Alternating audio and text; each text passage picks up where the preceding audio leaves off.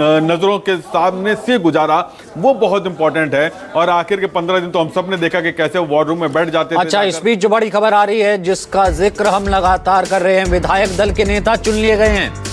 प्रशांत, ये दर्शकों को बड़ी खबर दे दे, बंगाल के अब नए मुख्यमंत्री हम ये कह सकते हैं, अब ये आधिकारिक तौर पर हम ये कह सकते हैं, क्योंकि विधायक दल के नेता चुन लिए गए हैं, इसलिए बंगाल के नए मुख्यमंत्री शुवेंदु अधिकारी होंगे।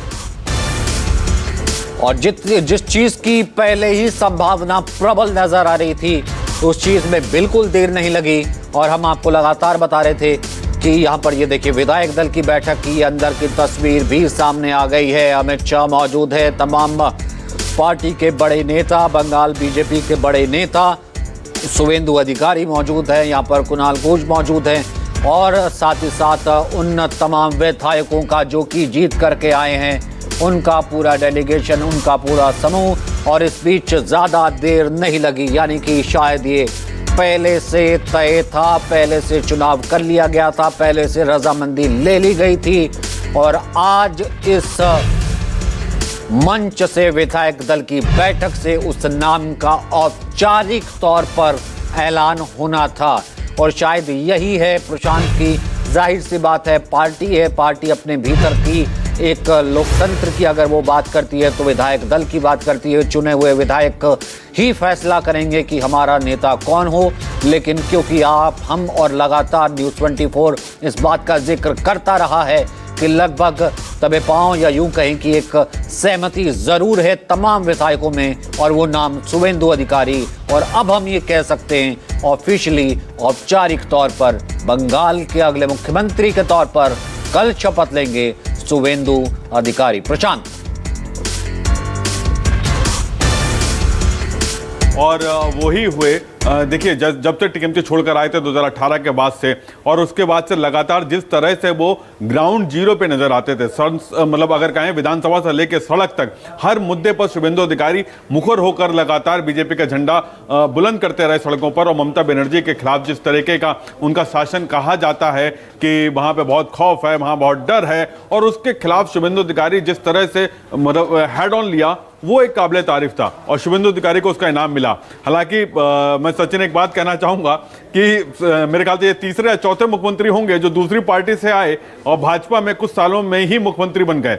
और इसमें असम के मुख्यमंत्री हैं हिमंता बिस्वा, और अभी बिहार के मुख्यमंत्री बने सम्राट चौधरी। ये भी आरजेडी और तमाम कांग्रेस आरजेडी होते हुए बीजेपी में आए और बीजेपी के मुख्यमंत्री बन गए। कांग्रेस में रहे हिमंता बिस्वा और आए, और पहले कुछ समय तक के लिए सर्वनाथ सोनेवाल जी को मुख्यमंत्री बनाया, लेकिन यह प्रयोग सफल नहीं हुआ, और उसके बाद फिर कमान जो है बीजेपी को हिमंता बिस्वा को देनी पड़ी। और ऐसे ही तेज तर्रार नेता माने जाते हैं शुवेंदु अधिकारी।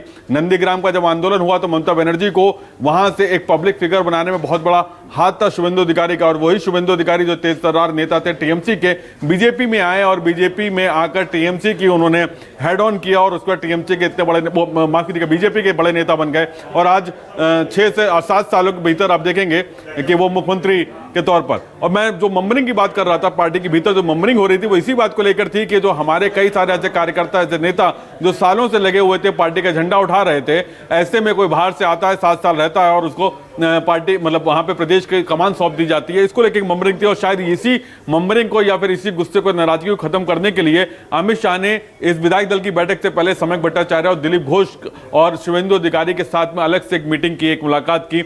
मुझे लगता है कि शायद वो नाराजगी दूर करने की कोशिश की गई होगी, और उसके बाद जब ये सारी चीजें सहमति बन गई होगी, तब ये मुझे लगता है विधायक दल की बैठक जो है सिर्फ एक औपचारिकता भर थी। वहां पर सिर्फ नाम का ऐलान हुआ, और नाम का ऐलान होने के बाद जो है सभी लोग शुवेंदु अधिकारी को बधाई देने में जुट गए। और मुझे अब शुवेंदु अधिकारी एक नया चैप्टर पश्चिम बंगाल की राजनीति में, कि किस तरह से शुवेंदु अधिकारी के ऊपर एक बहुत बड़ी जिम्मेदारी है कि वो तमाम वादे, वो तमाम घोषणाएं जो, और वो तमाम लोगों की अपेक्षाएं जो टीएमसी से के विरोध में थी, जो एंटी इनकम्पेंसी थी, उसको पूरा करना लोगों के सामने। वहां पे रोजगार, वहां का इंडस्ट्रियलाइजेशन, वहां जो भय का माहौल है उसको खत्म करना। और सबसे बड़ी चुनौती जो हाल फिलहाल में लगातार राजनीतिक हिंसाएं हो रही हैं, उन हिंसा को कैसे रोका जाएगा, कैसे काबू में किया जाएगा, वो एक सबसे बड़ी चुनौती होगी शुवेंदु अधिकारी के सामने। सचिन, जाहिर सी बात है। और इसी चुनौती पर क्योंकि बहुत करीब से आपने बंगाल देखा और जितना हमने भी देखा है, बंगाल का फैब्रिक जो है वो कहीं ना कहीं एक सेंसिटिव भी है। एक आम हिंदी भाषी, हिंदी पट्टी की सरकार जैसे भारतीय जनता पार्टी की चलती है, उससे कहीं ना कहीं एक अलहदा, एक डिफरेंट मॉडल ज़रूर चाहिए होगा। भले जब जिक्र वो वहाँ पर हिंदुत्व का करते हैं, हिंदुत्व की पाठशाला का करते हैं, या हिंदू नहीं बचेगा, या घुसपैठियों का मुद्दा से लेकर के बंगाली अस्मिता तक की जब बात की जाती है, तो कहीं ना कहीं अब जो मॉडल होगा, सत्ता का जो मॉडल होगा, उसको लेकर भी एक सेंसिटिविटी, एक चुनौती तो आगे रहेगी ही। एक यूं कहें कि ग्राउंड पर काम इतना आसान नहीं होगा, अब उतरना पड़ेगा। देखिए, सबसे बड़ी चुनौती मैं जो मानता हूं सचिन, वो सबसे बड़ी चुनौती होगी राजनीतिक जो हिंसा होती है उस पर लगाम लगाना। क्योंकि अगर आपको टीएमसी से या लेफ्ट से अपने आप को खुद को अलग या जुदा दिखाना है और डिफरेंट कुछ करना है, तो सबसे पहले तो आपको उस चीज के ऊपर लगाम लगानी होगी। दूसरी बात यह कि ये कहा जाता है पश्चिम बंगाल की राजनीति में कि जब लेफ्ट की सरकार थी तो सभी गुंडे लेफ्ट में थे, जब टीएमसी की सरकार आ गई तो सभी गुंडे टीएमसी में आ गए। तो कहीं ऐसा ना हो कि बीजेपी में वही कल्चर हो जाए, जो लेफ्ट के साथ में टीएमसी में आए थे वो टीएमसी से निकल के अब बीजेपी में शामिल हो गए हों और वही लोग हिंसा कर रहे हों। तो सबसे बड़ी चुनौती बीजेपी के सामने वो जो मिथ है या फिर जो वो चैलेंज है, उससे निपटना होगा कि कैसे जो पब्लिक के बीच में अगर वो इमेज चली गई तो उसका आने वाला समय उसके लिए बहुत बड़ी चुनौती बन सकता है। देखिए, पश्चिम बंगाल की बात छोड़ें, कोई बात, हालांकि नॉर्थ ईस्ट का जो द्वार है वो पश्चिम बंगाल को ही कहा जाएगा। असम में कभी बीजेपी का अस्तित्व नहीं था, लेकिन असम में पिछले 15 साल से लगातार बीजेपी की सरकार है और जिस तरह से वहां पे काम किया पश्चिम असम के भीतर, वैसे ही वही सेम लगभग चुनौतियां जो हैं वो पश्चिम बंगाल में भी नजर आएंगी। हालांकि शांत एरिया है असम पश्चिम बंगाल के मुकाबले। पश्चिम बंगाल में राजनीतिक हिंसा या फिर जो कहा जाए कि एक दूसरे के पीछे जो एक दूसरे को ऊपर राजनीति करने की जो परिपाटी है वो बहुत ज़्यादा है। और ऐसे में ये सबसे बड़ी चुनौती मुझे लगती है शुभेंदु अधिकारी के सामने होगी कि लॉ एंड ऑर्डर को कैसे मेंटेन करें। और फिर दूसरी बड़ी चुनौती जो सबसे बड़ी घोषणा थी वो थी महिलाओं के लिए 3,000 रुपये, जो बेरोजगार युवक हैं उनको 3,000 रुपये, और इसके अलावा बाकी जो इंडस्ट्रियलाइजेशन, रोजगार और महिलाओं के लिए 33% आरक्षण सरकारी नौकरियों में।